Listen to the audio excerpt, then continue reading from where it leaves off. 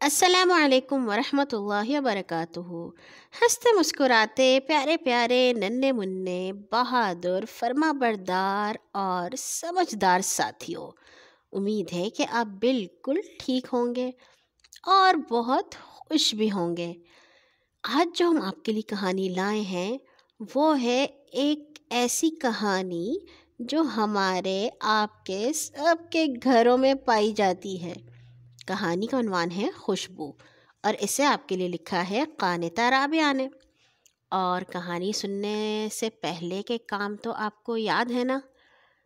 جی، رات کو دیر تک جاگنے اور موسم گرما کی تعطیلات گزارنے کے لیے آنے والے معزز مہمانوں، خالہ امینہ، بچے، پھپھو راحت بما 4 عدد شرارتی بچے کے ساتھ باتیں کرتے کرتے دیر سے سونے کا لازمی نتیجہ یہی نکلنا چاہیے تھا کہ پورا گھر سویا ہوا تھا۔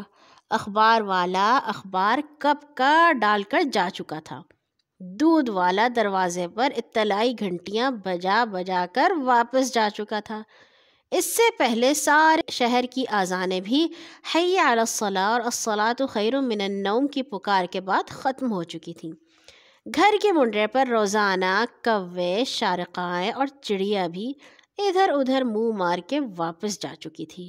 طوطے میاں میاں مٹھو اللہ میاں مٹھو دروازہ کھولو کی پوری تسبیح کر کے خاموش ہو چکا تھا۔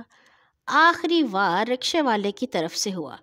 پہلے رکشے کی پاں پاں چیختی چنگھاڑتی آواز، پھر اس نے بیل پر جو ہاتھ رکھا تو اٹھانا بھول گیا۔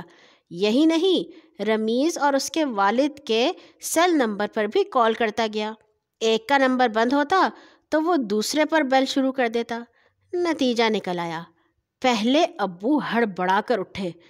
انا للہ، صبح ہو گئی، یہ آواز کیسی ہے؟ گھبراہٹ میں اٹھنے کی دعا مانگنا بھی نہ یاد رہی۔ پھر امی ہائے اللہ کے ساتھ اٹھیں، کلاک پر نظر ڈالی تو بجلی کی طرح پھرتی سے رمیز کو اٹھایا۔ رمیز بیٹا اٹھو، جلدی سے اٹھو، رکشہ کب کا آیا ہوا ہے؟ رمیز آنکھیں ملتا ہوا اٹھا۔ اسکول، اوہ میرا تو آج پیپر ہے۔ چھلانگ مار کر وہ اٹھا، پانی کے چھینٹے منہ پر مارے، ہینگر سے یونیفارم کھینچا اور 4 منٹ کے اندر اندر بیگ اٹھائے رکشے میں جا پہنچا، بغیر کچھ کھائے پیے اور نماز پڑھے۔ سبھی دل میں شرمندہ تھے، کس کو قصوروار کہتے۔ رات بھر تو پورے اہتمام سے مہمانوں کے ساتھ خاندان میں ہونے والی شادیوں کی ردات سنتے، گپے ہانکتے رہے تھے۔ آج سارے نماز کی ادائیگی سے محروم رہے۔ ابو کا صدمے سے برا حال تھا۔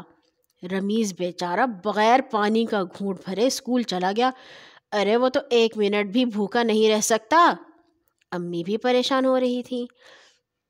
میرا طوطا تو اب 2 دن میاں مٹھو بھی نہیں کہے گا۔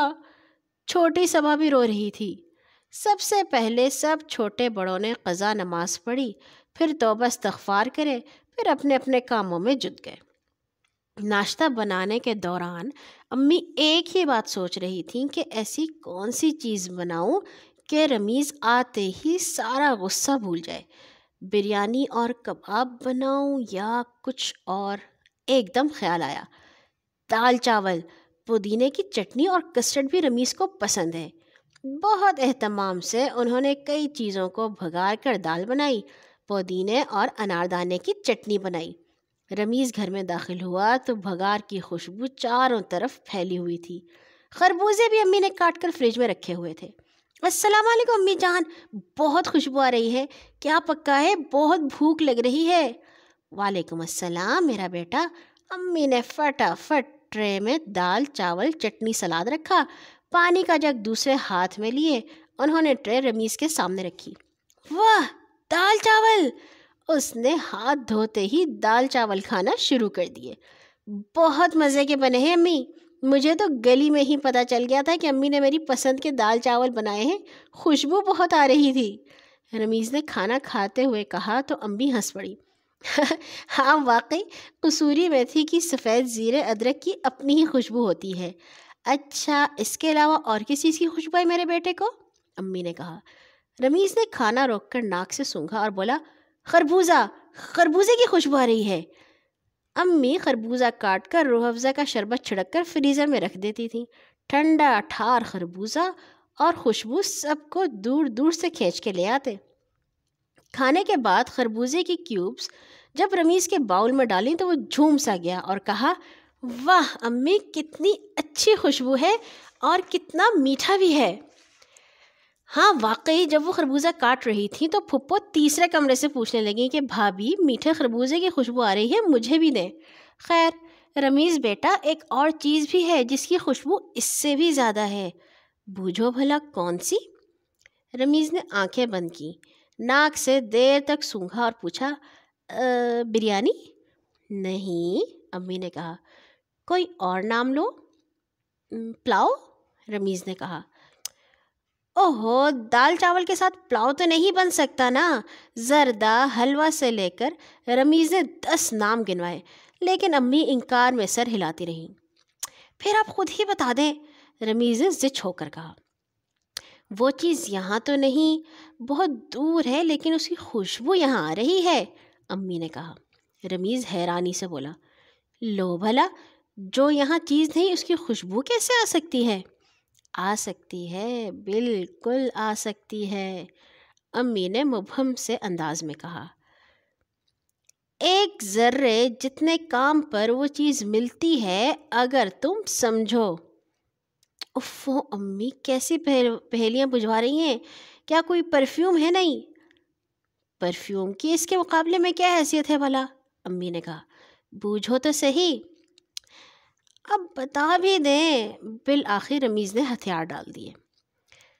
بتاتی ہوں، اللہ کا وعدہ، اللہ کا انعام، جنت۔